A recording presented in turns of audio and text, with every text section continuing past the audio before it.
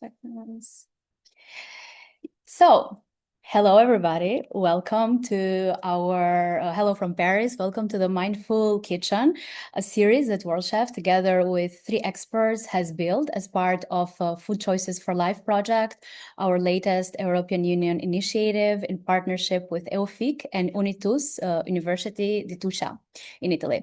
So, in the month of July, we're gonna offer a cycle of 3 webinars to explore together how the food systems shapes consumer behavior, how kitchen can reduce environmental impact, and how the dining experience can inspire sustainable choices to your consumers.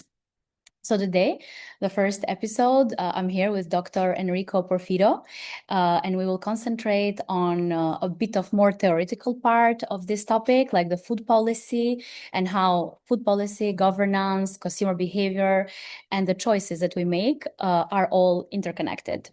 So yeah, understanding this big picture will help us recognize that chefs are simply not only preparing meals, but you guys are helping shape a healthier, more sustainable food system.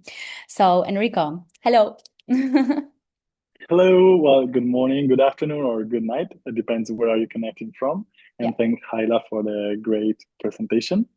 I'm glad to be part of this webinar series, and together with the Dream Team, with Shona Chalmer and Sean Leonard, we will be trying to transmit our passion on the topic and try to give you also more information to share our knowledge about more sustainable food system. So Amazing. I I also want to thank from my side for being on board for this project to help us craft the curriculum together with Sean Leonard and Shona Chalmers, and also for being here today to share it with the rest of the world. So I know just a couple of words before we officially start, if you can share with our audience like what they should expect today for this webinar. I know that you also have a surprise guest, so I'm going to let you introduce him as well. Okay, great. So, my responsibility is to break the ice of this webinar. So I will be the one talking about a bit about a bigger framework. So we will try to pass from a global scale of food system governance until the local scale. I will bring you to the city where I do live, which is Barcelona. And we will also have joining today the owners of Espai Puntal, which is the case study I will present in the last part of the presentation. They will join in us at the end for the question and answer session. So you might have the chance also to ask them more information about the project itself. So it's a pleasure to have the opportunity to pass from something that it seems to be really theoretical, like policies, to something that is really practical. So let's see how it goes. I'm very excited. I know we have put a lot of effort in this, so it's very nice to see how all the work will materialize. I guess we are all set now, but before I give a full spotlight to you, Enrico, I would just like to share a couple of information with our audience. Trying, of course, to come closer than ever with our audience. This time, we are very happy to introduce an AI-powered live translation and captioning in 60 languages. As we have informed you before, in case you have Zoom desktop, you can profit from that. I'm just gonna launch the feature in a couple of minutes, and I'll put a link in the chat. So just click the link, and in case you understand English, I would suggest you keep listening to Enrico in this language. But in case that you feel like a language barrier is there, feel free to use the tool. And the second, it's please, if you have questions, this is a learning webinar, so just feel free to ask all your questions. And in the end, me, Enrico, and Victor will discuss everything together. So while Enrico speaks after every slide, put your question in question and answer. And I'm going to leave the spotlight to you, Enrico, and I'm in the background. I will be chatting with you guys via the chat. Bye.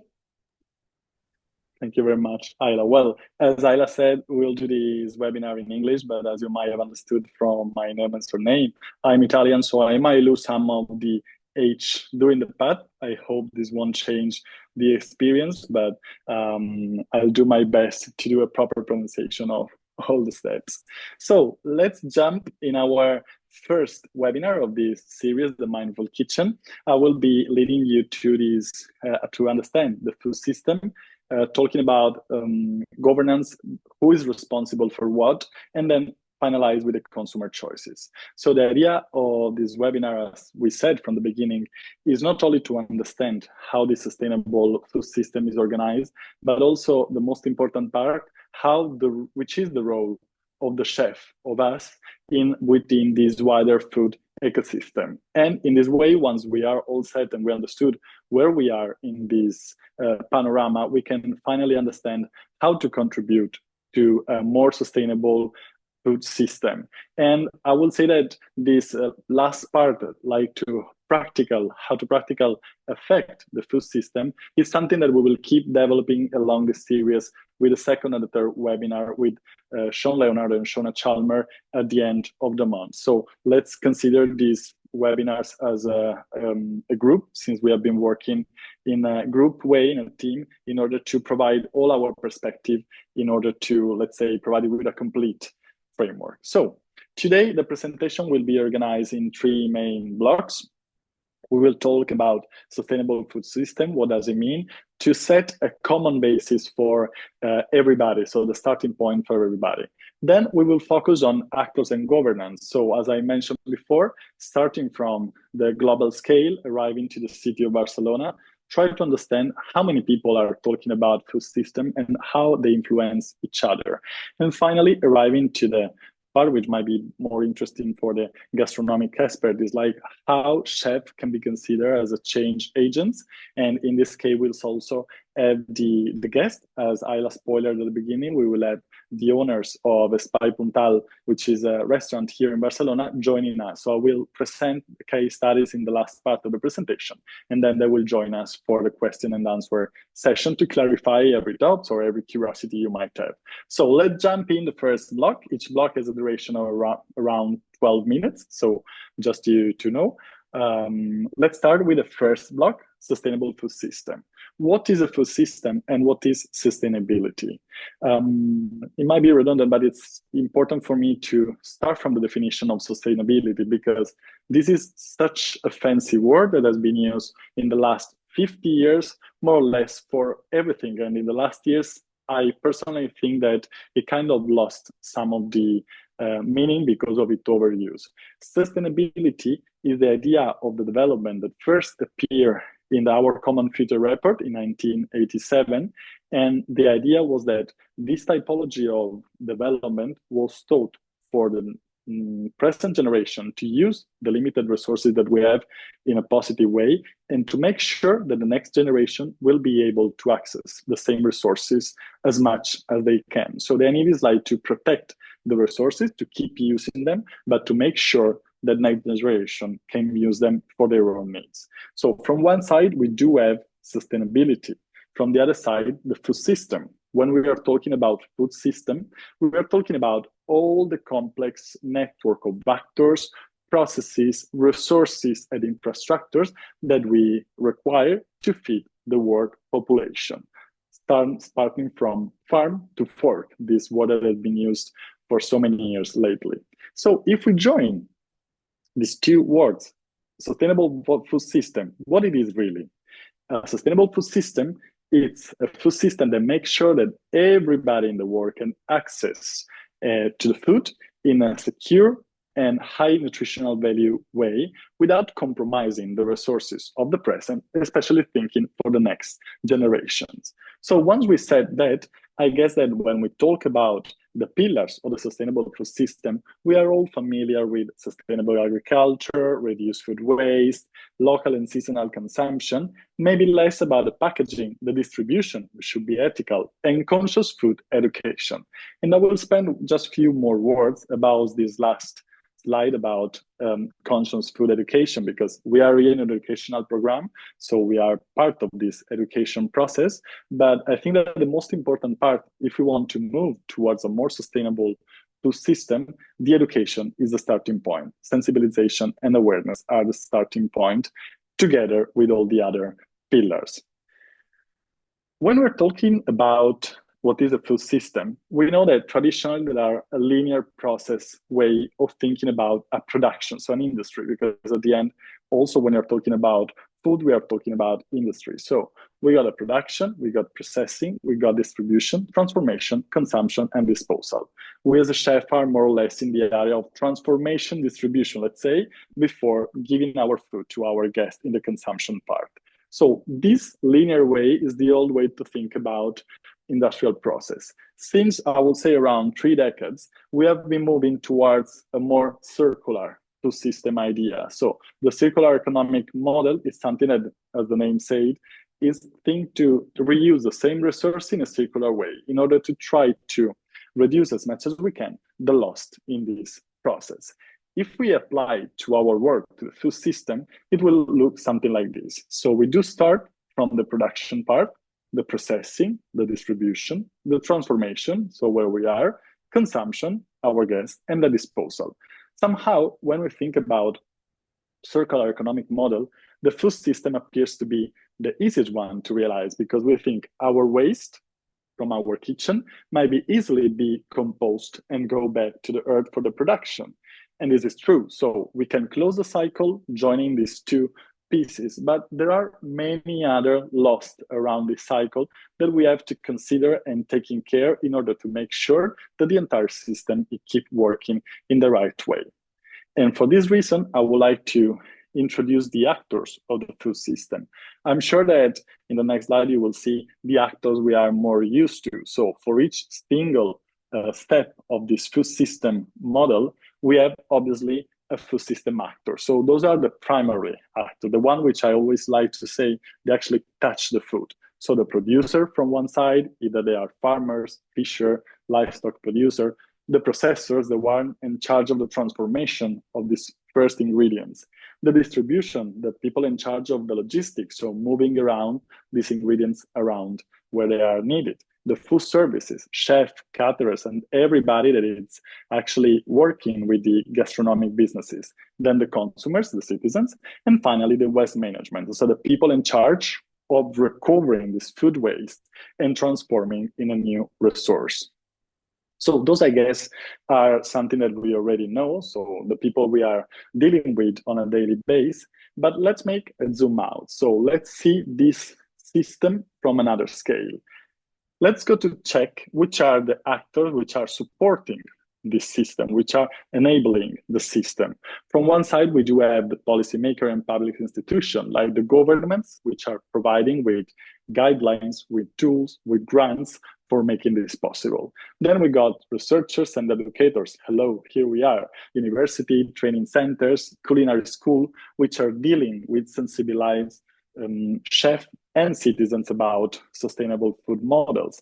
And then we got NGO and civil society associations, so this private people, group of people which are working on the advocacy, awareness, and food network. So on the side, let's say on the second crown of this system, we do have already 3 other typology of actors. And if we do one step back, we will find what I like to call the food system invisible actor, but which I do consider are critical connectors. First of all, local communities, our consumers, our citizens, the people which are actually taking advantage of the food system. Then we do have technology and innovation actors, so the people that are actually working, for example, with the apps when we do order food, or traceability system for the managing of our businesses. And then the financial actors, so the investors, the funding programs that make this possible. When I was organizing this presentation, I was thinking about which is the actor which actually is dealing with all those people. We have 12 group of actors in this food system, which is a huge number. So which is the person which is actually dealing with all of them? And the answer came natural, the chef. So who run the world? Chefs are in the system the people in charge of connecting all the other actors.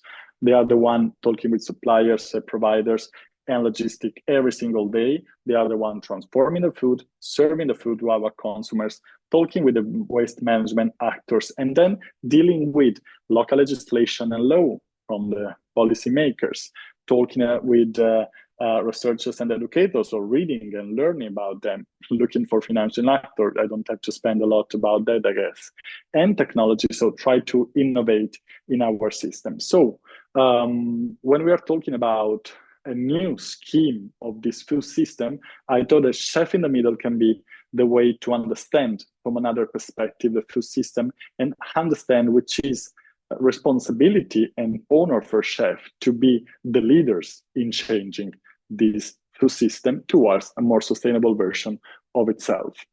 So once we clarify that this is the role of the chef in the nowadays system, I would like to jump to the second part of this presentation, talking about actors and governance. So who has the power when we're talking about food system on a global scale and then narrow it down to a local scale? So I will invite you to repeat this exercise also in your country, in your city, to understand who is giving the guidelines for what we do every single day.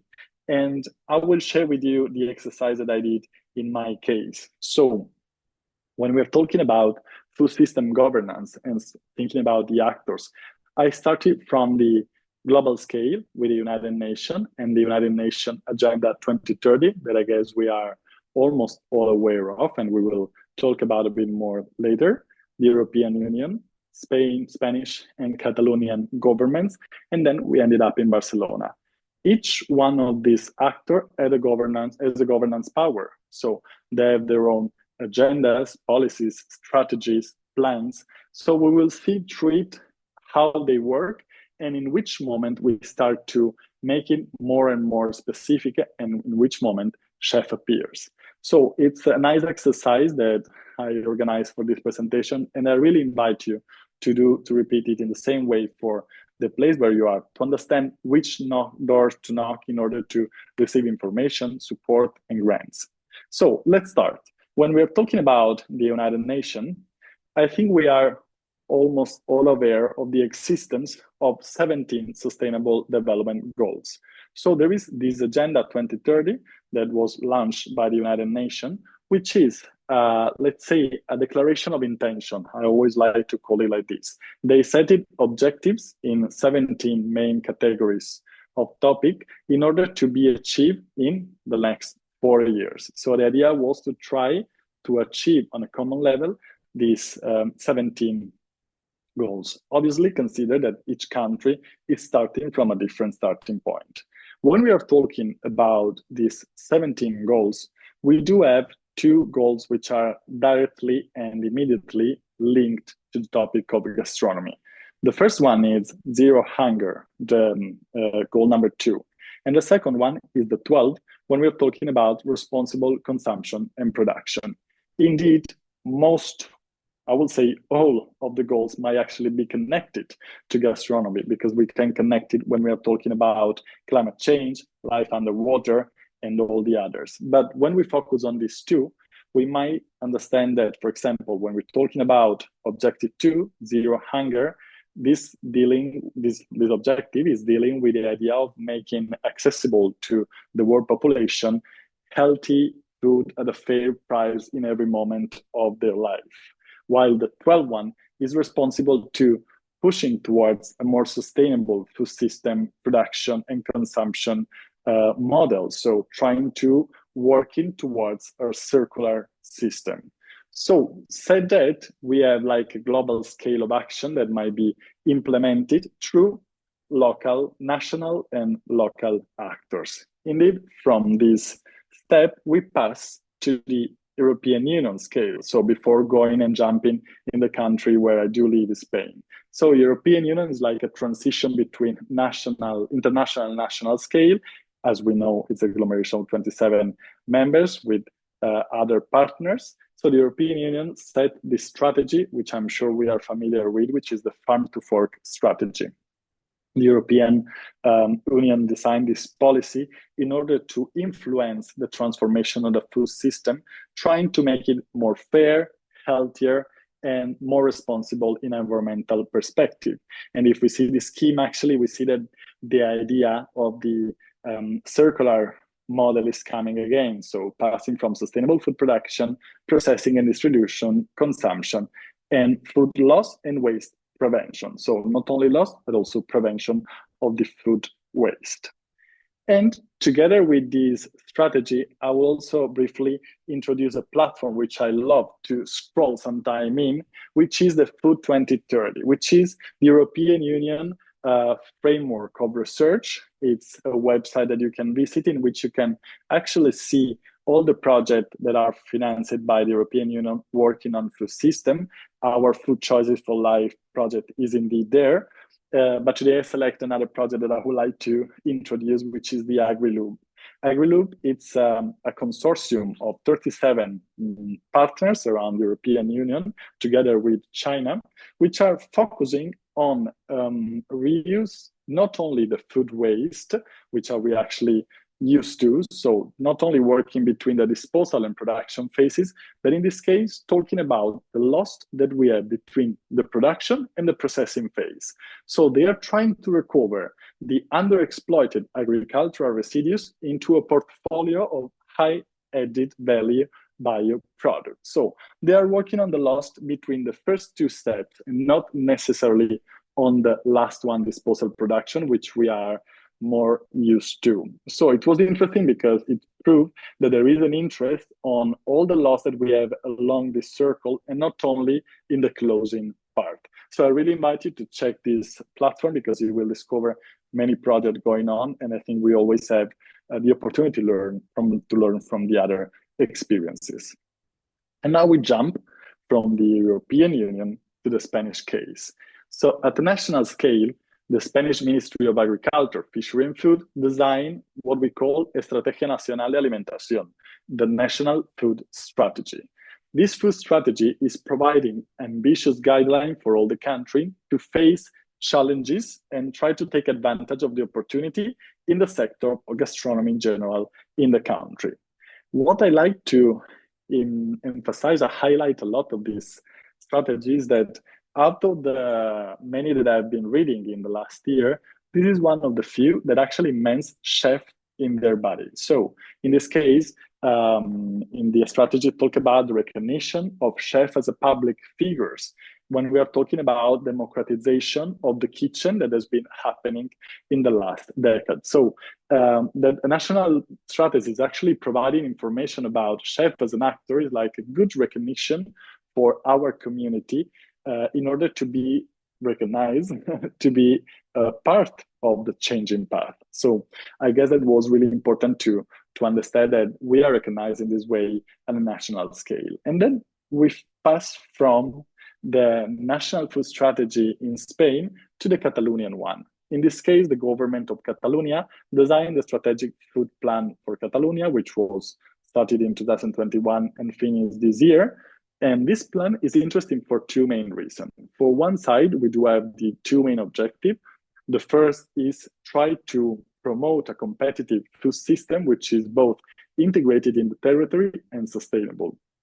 On the other side, it's pushing for transforming Catalonia into a benchmark, a reference in terms of sustainable gastronomy. But without taking out importance of this objective, I really love the way they redesign the sustainable goals of the UN in these three pictures. So at the beginning of this plan, they were talking about the fact that if we take the 17 GDS, like the Sustainable Development Goal of the Agenda 2030, and we reorganize according, like in a chronological sequence, you will see that actually on the bottom part of our society, we do have food. So the food system is the first system we need and we have to implement in a sustainable way, because only on top of that, we got the society and the economy, because the need that we all have is to eat. So food system is something that we all share in every part of the world. So the more we push toward a transformation of this sustainable food system, the more we will be able to then change all the other economical models that we have around the world. From the Catalonian scale, we now finally arrive to the local scale, to Barcelona. Barcelona designed a strategy which is called Barcelona Healthy and Sustainable Food Strategy 2030, with a similar structure of the Agenda 2030 of the UN. So setting goals, in this case, we have a lower number, but the idea of setting goals, but in this case, the goals are also together with some opportunity for local business to actually improve these goals, because the Barcelona municipality is all providing technical advice from one side, but especially is providing grants in order to promote sustainable food initiatives. So we do have typology of grants that promote sustainable food, but also encourage development of projects that promote the struggle against the climate crisis, for example. And the project that I selected for you today is the Healthier and More Sustainable Canteen program in Barcelona. Why I choose that? Because I stress out the importance of the education from the beginning of this webinar. So I guess it was the most current project to present it to you today. This project, it was financed by within the plan of Barcelona, the food plan. So the idea of this project is to promote healthier use of school menu in the canteen of the school. So from one side, changing the menu design with a less red or processed meat towards a more protein of plant origin, so plant-based menu, but also, for example, to incorporate more fresh fruit, use the olive oil, which is a Mediterranean ingredients, in all the process instead of other products. So why it's important, this project is not only because our children are eating in a better way, but also because they are influenced from the food perspective. So they will probably be asking home a healthier food and will be the one eating and asking for a different way of eating. And so if we want to put in order and reorganize all this system in another way in order to make it more diagrammatic and intuitive, we will see that the food system governance is actually can look like a pyramid. We do have a number of actors which are working with the governance at different scale. So in the case of Barcelona, we do have United Nations, European Union, Spain, Catalonia, and Barcelona. In other case, might look like simpler or more complicated because we might have even more actors playing in this field, let's say. So we have 5 actors providing top-down strategy, and then we have citizens and civil society asking for sustainable answer, which is the contact point of this chef again. So in here, we are one more time seeing that the connection point between this top-down strategy and the bottom-up influence system, it's the gastronomic business field. Why? Because we are the one that might translate the need that the people have in terms of desires of the market, which is asking to us, together with the guidelines that we receive from top. And for this reason, I like to say that the consumer food choices, it's the break point in which chef can actually enter. So here is the place where we can actually act, and we got a power. So it's the place where we can actually be considered as a change agent, is this gap of action where we can play. So in the third and last part of this webinar, I would like to reflect about consumer behavior and how chefs can influence the food choice. And I will do it with a small theoretical introduction. And then one more time, as we said before, we will talk about a practical case here in Barcelona, case study of a restaurant, in order to make it more specific and also have the opportunity to see how everything that I've been saying until now can be actually translated in something real. So let's see how we can influence the consumer behaviors. For doing it, first we have to understand which are the elements that change influence the food choices of our consumers. So let's say that this is a multiple factorial variable. We do have many factors that influence our guests when they choose what to eat. We do have sensory factors, economic, personal state, cognitive, and contextual factors, to resume it briefly. Can we influence all of them? No. We cannot, for example, change the taste that a client has of our food, but we can change, for example, and influence the familiarity. For example, a guest that is not familiar with a specific typology of food is probably less willing to try it. But if we present it both from an aesthetical way, but also with a presentation in a different way or in a creative way, we might work on the familiarity. And this guest might be more interested in trying it, although it's not familiar to this person. The same for the economic factors. Can we change the price of a dish? We have a small range, but can we work on the perceived value? Yes, with the presentation again, with a speech, with the with the media design, we can affect the perceived value and make it more interesting. So I guess that we have spaces where we can act in all those factors, but the most important part that I think we can lead with is the fact that there is a huge gap between what the consumers really want to eat, because they generally want to eat sustainable. If you ask guests, do you want to eat sustainable? The answer is generally yes, but then they do not act accordingly. So in this gap that we call a strong intention behavior gap is where we can actually play a role as a chef, is the place where we can actually act. Indeed, let's say I group in two main categories of action, how we can empower consumers. So now we go to a scale of a business. In our businesses, we have two typology of action that we can do. Long-term action, the one mostly related to the business plan, which has a stronger impact on the food system, but something that we can see in years. And from the other side, the short-term action related to the daily cooking choices from the providers to the food waste management. And I will spend less time on this second category because they will be the topic of the next two webinars of this series. But let's go to the long-term action. So for answering and to present this typology of actors, I decided to introduce you the case studies of Espai Puntal Barcelona, which is a gastronomic business with three pillars. Like the name itself, Puntal in Catalan, it means pillars, the one that are used in the building side. And we'll see later why. So this business is organized in three main areas. We got a tapas bar, we got a fine dining restaurants, which is called taula, which means in Catalan table, because there is big table in the middle of the room that is shared between the different consumers.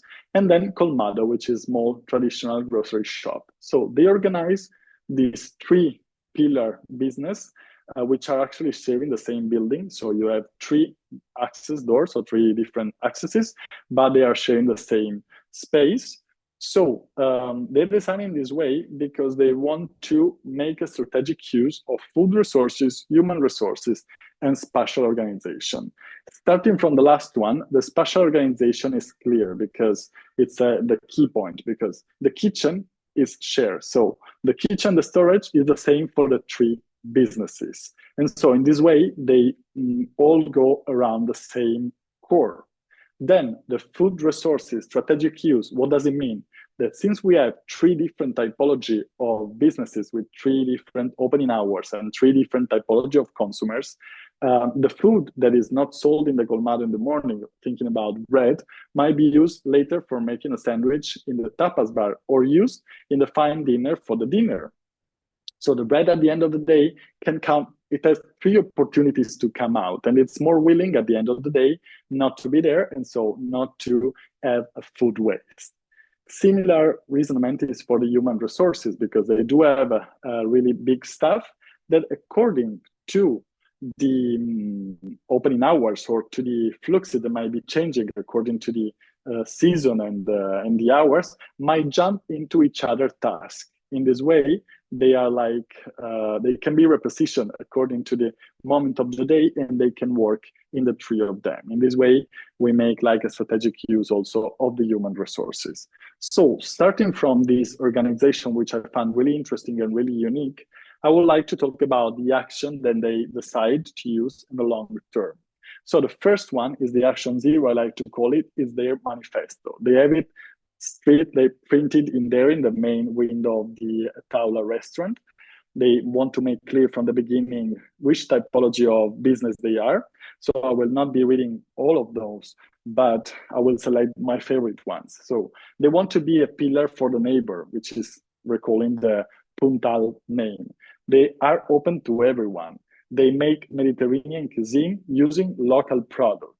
And probably my favorite one is like, we want to become less unsustainable every day. Why I really like this one? Because sustainability, such a fancy word, as I said at the beginning, is something that we always try to achieve to be 100% sustainable. But can we be 100% sustainable? And the answer is no. There are many theories that are talking about that. So it's more realistic to talk about less sustainable every day.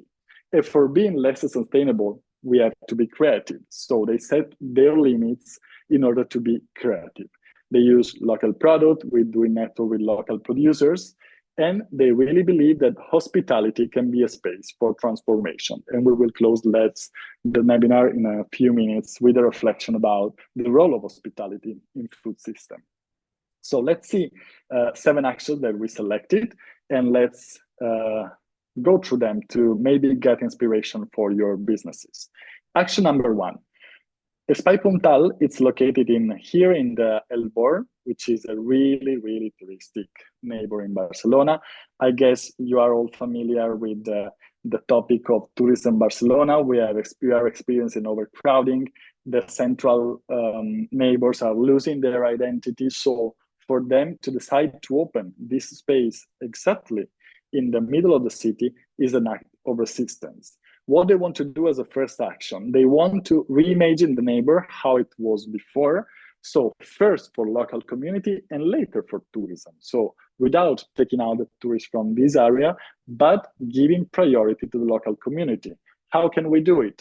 Example, they do have the main menu printed in big in Catalan first. Then they do obviously have the translation in English and in Spanish. But if we have it in Catalan first, local people might be more willing to enter there than in a branch international chain that we can find all around Barcelona, where even the waiter and the waitress will only speak in English to you. So in this way, we build a stronger local consumer networks. One more time, it doesn't mean that they are not open to tourists, but that priority is also to local community. So first action is to build a solid local network. Action 2, playing with food landscape. So in order to counter interacting tourist-driven or fast food models, they work on local cultural promotion, both from ingredients and recipe, obviously, but also introducing to our Mediterranean way of living. So for example, the Ataula fine dining restaurant use this unique table that is the same share for everybody. So although you do have like a safe space of distance between the consumer on your side, you still are sharing the same space. So the idea of sharing meal with people, talking about food, talking about where it comes from, is such a Mediterranean way that I think it's important for the people experiencing this food also to understand our way of living. And this goal really connected to the action 3, which is creative marketing. When we are talking then, I guess that Shona will deal in more with the menu design. But when we are talking about creative marketing, for example, in here, they have a great solution for presenting sustainable answer and sustainable product in their menu. So instead of listing, for example, the number of producers, where they come from, how many kilometers they are traveling those ingredients for arriving to your dish, which might sound a bit boring then for your clients, they decide to work with the idea of landscape. So indeed, Catalonia as a region is divided in an administrative way, but instead of playing with the administrative way, they're playing with the landscape of Catalonia. So they organize the menu as a trip around Catalonia, bringing the consumers around the area through dishes inspired to the different landscape, the landscape of Maresma, which is the coastal part on top of Barcelona, or the Pyrenees mountains. So every single dish is inspired in a climate unit, more than administrative. Why? Because the climate unit are the ones sharing similar industries and culture. This creative marketing make the speech more colloquial and make more interesting and captivating from my opinion. So I think it was interesting also to present it. Let's jump to action number 4, sharing challenges. When we are talking about sustainable food system and businesses, the main 2 words that come out in our mind are local products and seasonal product, right? What happens when these local products are produced from really small producer? Then they don't really have the capacity, for example, to come down to Barcelona, every day to bring eggs or to bring their products. And it's really impossible for them to come one day for Espai Puntal, the second day for another business, etc., etc. And this is why all the production is generally going to Mercabarna, the central market, and then from there is sent it back to the rest of the city. So in order to change the structure of this model, they are pushing together with other businesses of the area to have a common storage. What does it mean, a common storage? Imagine that you are 10 restaurants in the same area of the neighbor. You rent together a space, you transform it in a storage, and in this storage, you got 10 fridges, one for each restaurant. So the producer of the eggs that is coming from outside Barcelona is coming one time a week or two times, just for making an example, to deliver the eggs in every single fridge. In this way, the producer is coming one time, and we businesses that we are in the area, we can just go to our fridge to take them as many times as we want without having even problem of storages in our restaurant. So sharing challenges with your restaurant colleagues might be a way to moving towards a more sustainable food system like this solution of a common storage. And let's go now to the action number 5. Since 1 year, Espai Puntal, they have a small vegetable garden just outside the city of Barcelona. They are planting their own ingredients. The idea is not to substitute the producer that they have, but to help them and themselves to plan in the season, so to have a backup plan, and also to produce those ingredients which for them are really hard to find from a really small area of range. So one more time, they're not substituting the producer with their own vegetable garden. They're implementing and like creating easier solution for when they cannot access specific ingredients. And let's go to the last 2 actions, which I always consider the most political one. So first, they are important members of the Slow Food Movement Association in Barcelona. They are considered our references, and I don't think I have to explain what is the slow food movement, but they follow this philosophy that food is a political choice. So whichever ingredients you decide to cook and when you cook it and how to cook it has an impact on the food system. So we have to be aware of that from the beginning. And then the action number 7 is the fact that they constantly work with the next generation. So they do organize educational activities. In this case, those are my students from the Barcelona Culinary Hub, from the School of Gastronomy here in Barcelona. And Victor and Mark, they opened the door of the restaurant for the 3rd year this year in order to organize not only the visit of the bar itself or the restaurant, but also to share with them all the challenges that they are having every time they're thinking about their business.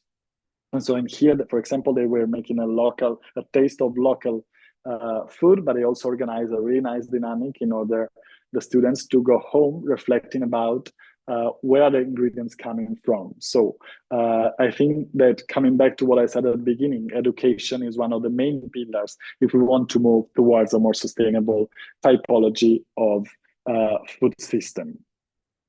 And short-term action, just to mention them, they always reflect on use seasonal local product, and this is reflected on their menu. They always try to valorize ingredients as much as they can. I would say without a zero waste logic, because it's almost impossible, but low waste logic to be more realistic. And then they do have a kitchen philosophy that is based on the fact that their recipe are not fixed. They can be adapted according to the ingredients they can easily find. So this is a challenge, yes, but it's the creative part entering in there. So the people in charge of the kitchen might take the ingredients according to what is entering every day and transform and adapt the menu, maybe not on a daily basis, but on a weekly basis. It's challenging, yes, but it's the only way to valorize ingredients and also the producers. And then finally, all the 3 spaces that they manage are taught for facilitating the customer interaction. So, for example, the Taula, one more time, this big table of the fine and dining restaurant, is taught as a space where we try to break the traditional restaurant barriers. So people can actually talk and do what we say in Catalan, what we call in Catalan, sobremesa, sobre taula, this time where we are talking about food while we are having food at the end of the dessert. So I guess that the way that they build the space is also an important asset when we are talking about food system spaces. And to wrap up to the conclusion, remember what we said at the beginning. Sustainability is about thinking about our resources and use them as much as we can without affecting them and their use for the next generation. And how can we do it? Let's grab in three main conclusions. Out of this webinar and this research, I will say that information alone does not change the behavior of our guests. Indeed, raising awareness is important, but the evidence of this project also are showing that information itself is not generating a complete change in dietary changes. But combining different typology of intervention like education, practical experience, and food environments like Espai Puntal can make sustainability an easier choice. Second, that chefs are the key agent of the change. Restaurants or every kind of gastronomic business is a powerful space where everyday food decisions are made, so they become habits. So transforming recipe, designing menu, presenting dishes in a different way, and communicating to our consumers in a different way can influence their choice. And so support this transition towards a more sustainable diet. And finally, sustainability works best when aligned with consumer values. What does it mean? That both consumers and chefs show really great acceptance of strategy based on sustainability, local sourcing, flavor. So we have to build on this shared value a pathway towards a more sustainable food system. And I will leave you with the final sentence, might be our food for thought for today, which is concerning the food system, sustainable food system definition. So we will not be able to achieve this sustainable food system only through information or consumers and chefs alone. But we have to create food environments where sustainability and the most sustainable choice is not only the only one that should be possible, but is the easiest, the most appealing, and the most desirable choice for our consumer. In this way, we make sure that they will bring home a new need, a new knowledge, and they will keep eating sustainable, filling the gap that we mentioned slightly before. So with this sentence, I will end this first webinar of the series, thanking our partner for this presentation. We will share then all the contacts. And so thank you for being here, for listening to this entire presentation. I was a bit longer than I was expecting, but then I wanted to share a lot of information with you. And so thank again for having me here today in this webinar.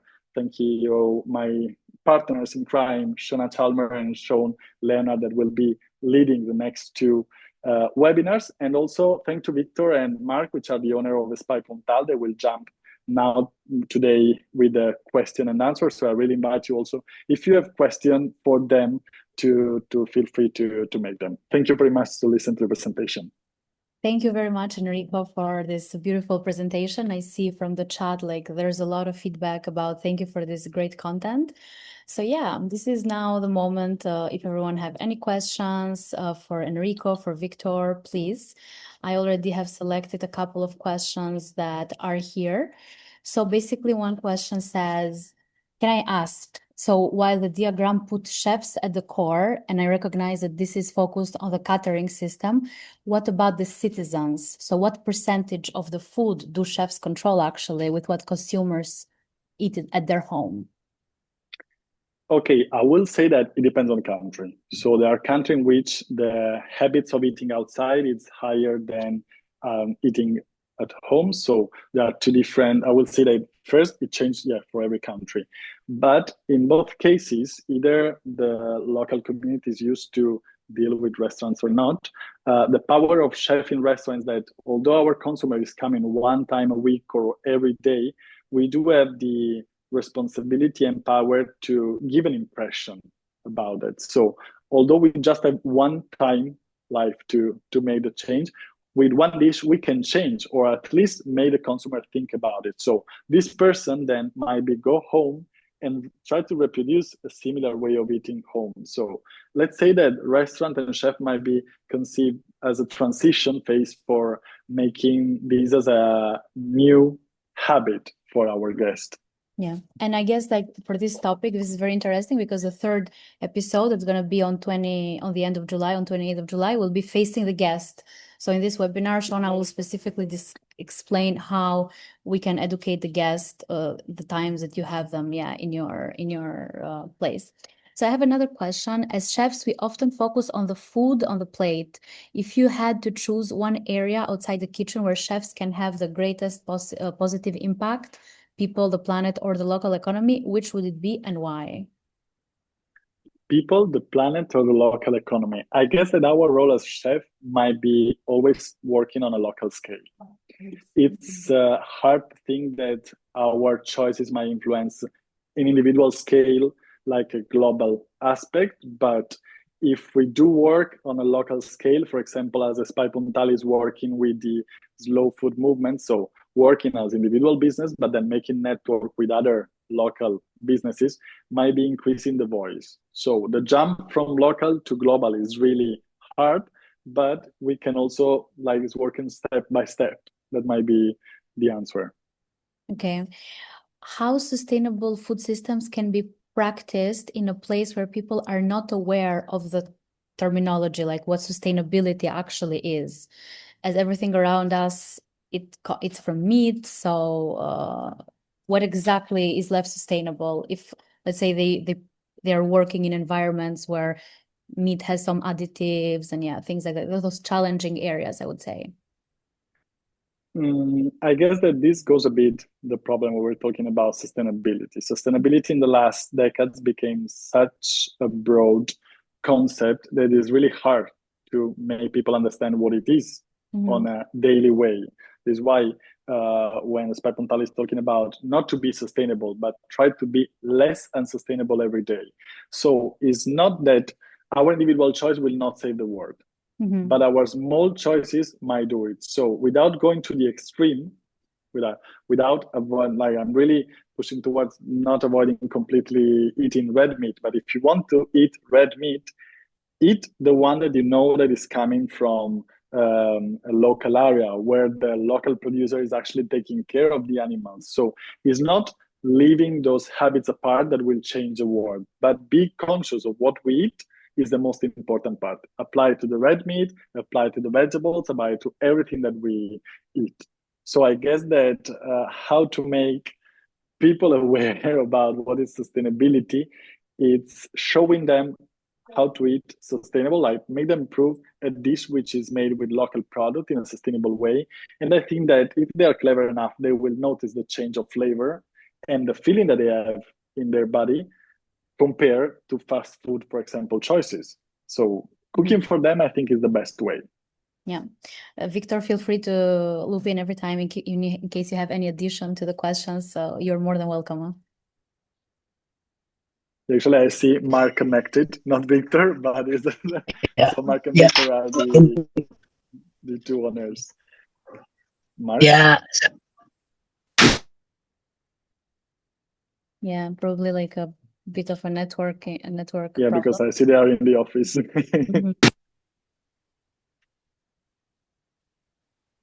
Okay, so while he probably reconnects, I have another question. As a follow-up to the consumer question that we answered before, could chefs be developing recipe books, food fads, etc., to influence producers and consumers? It strikes to me that there is a lot of potential to influence. It's more a comment rather than a question, but yeah. Yeah, I guess that more than cooking book, nowadays we got social networks. And I guess that probably the easiest way to arrive to the next generation, especially to the young people, is through social network. Cooking book, I mean, I do have a library full of cooking book and I love them and I'm kind of in a story of a cooking book, but they might be not the solution to approach young generation. So it doesn't mean that we have to stop making cooking book, but maybe social network is the key today for joining this gap. So to show how to make easy recipe. The problem is that we know that also the social network is full of something that is not verified. So the problem is that then how to understand how this recipe is good or not for your body, if it's really tasteful or not. And I think the answer is trying it. If it doesn't work, well, just don't do it again. I have a comment in the chat. I always like to put a bit of those controversy claims and we can discuss. As obviously, there's no right or wrong, but there was someone, Aret, who said clients or consumers don't necessarily care as much for sustainability. Actually, what they want is organic. So as researchers, how would you answer to this claim? Well, that's true. There are really a lot of people that do not really care about what they eat. Otherwise, there won't be fast food chain, which I cannot mention here, that will be leading all around the world. So it's true, clients do not always take care about it. But I think that chefs have the responsibility to educate the client. So sometimes, well, we didn't mention with Ayla, but I own like a small catering business. And when the client is asking for something that I consider not sustainable, I put myself on the front and say, no, I will not give you a pumpkin soup in August in Barcelona because it's not seasonal and it doesn't make sense. And if you really want it, you have other business that can provide it to you. So sometimes I know this might be really strong as an answer, but I think that it's our role to educate and explain, not only say, no, I don't want to do it. I don't want to do it because if I do a pumpkin soup for you in August, I will be taking the frozen one coming from the other side of the world that is traveling, and it probably tastes less. And so the result for you is going to be awful. And in addition, we will not be sustainable. So that might be the communication. So I'm not saying just, it's unsustainable. No, it's unsustainable and it's tasteless for you. So maybe starting approaching the factors like the perceived value, the taste, the familiarity. So trying to make a bridge with the clients from the topic which are more closer to them before going to the scale of sustainability. Great. Yeah. This is a comment that I also... I don't know. Mark, okay. Sorry, can you hear me now? Sorry, I was having some issues with my mic, but I think now it's working, right? Yes. Perfect. Yeah, I just wanted to add a small detail here. So I guess no, I'm sure people do not mind that much about sustainability. They even do not mind that much about ecological products, let's say.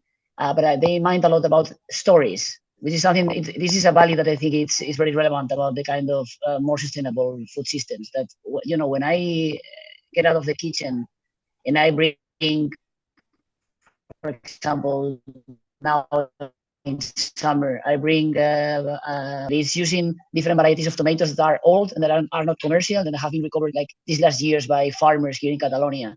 When I tell this to the people at the table, I'm 100% sure that it feels better for them. It tastes better for them. So they might not be, let's say, very interested in sustainability, but they're interested in the narratives of something being local, something being close, like the kind of life stories about the people engaged with food. I think this is something that has a lot of value and a lot of power, also to bring customers in this sustainability effort, let's say. Okay. And I have another question saying, so they want to understand when you Enrico talked about being involved, they say, does one need to be politically involved, like running for the city council, or then can influence the governance, or not necessarily? When I say politics, political choice. What is a political choice is a sentence that I love to use with my students. Doesn't mean that we have to run for re-election.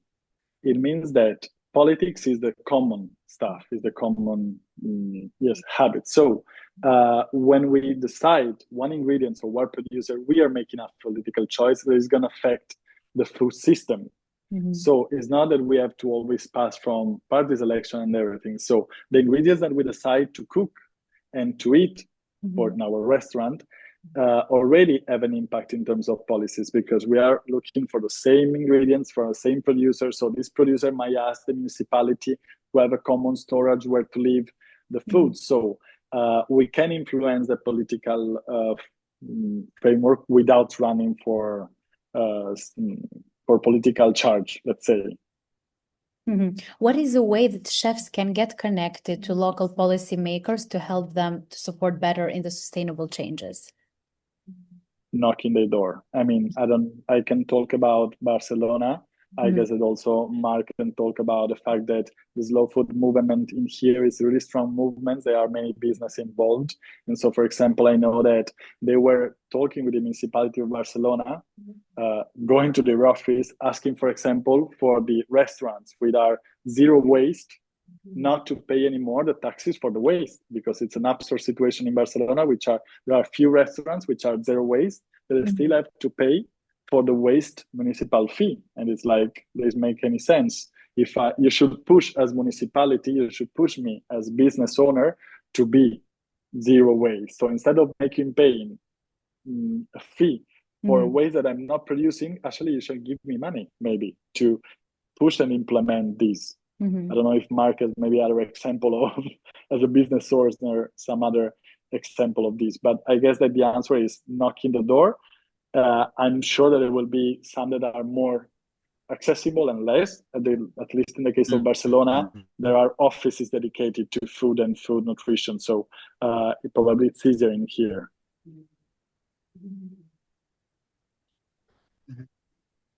Yeah, I would say that the best way to be heard by politicians and by public administrations is to be together. Because maybe being just the chef alone and going to talk with the municipality is not enough. So my first, let's say, my first idea would be to organize. So, for example, from our side, we participate in the neighborhood association. We participate in the Union of Restaurants of the Neighborhood in Slow Food Catalonia, Slow Food Barcelona. We also participate in the Space Agropolis, which is another space which is also populated by farmers also. So a great thing would be joining with forces with others. That's the best way to be heard, because you get like a power of voice, let's say, that is not reachable if you are alone. So organizing with others, that would be a great way.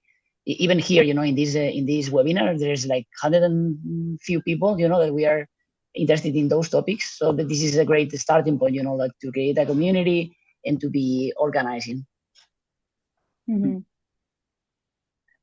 Just if I can add a little, I agree with you. So, for example, also in the World Chefs Congress we had in May, we made sure to have like some policymakers or representative from FAO, United Nations, who came and joined this discussion. So I think like all those networking events always work to connect. Like after I finish World Chefs Congress, I had so much more network and I was much more clear of what everyone was doing, because most of the time you connect with people virtually, but you don't have that capacity to discuss so in deep. So for sure, like I would say networking events would always help. Well, we are a bit over time. I see a lot of questions about, I have a question about food waste. So the good news is on the 21st, we're going to have a topic, the second series, the second episode will be dedicated to food waste and operations in the kitchen. So today with Enrico, we did more like the theoretical part, and now we're going to loop in more into the practical side. So in the same link that you joined today on 21st and 28th, you'll be able to join us again. I think at this point we will have to wrap it up. I see a lot of you are concerned if they're going to get a certificate and if they're going to get the recording. Everything will come to you in their email address that you register. I put in the chat Enrico's LinkedIn in case you want to network with him, and Mark, in case you want to share your LinkedIn, just put your name there and the chefs can connect. And yeah, I want to wrap it up. If you have some last words to say from my side, I want to say thank you very much for both of you. We had around 170 people with us today in Zoom, and we're going to provide the recording afterwards to everyone in the World Chefs Network. So thank you very much. Well, thank you very much for your time and together. I guess there are many other questions that might be here. So yeah. Okay. And I guess this is it then for today. We're gonna stay in contact via social channels. Again, connect with Enrico, connect with me, connect with Mark, and we see you later on 21st. We'll be here with Sean Leonard, and I see you then. Bye.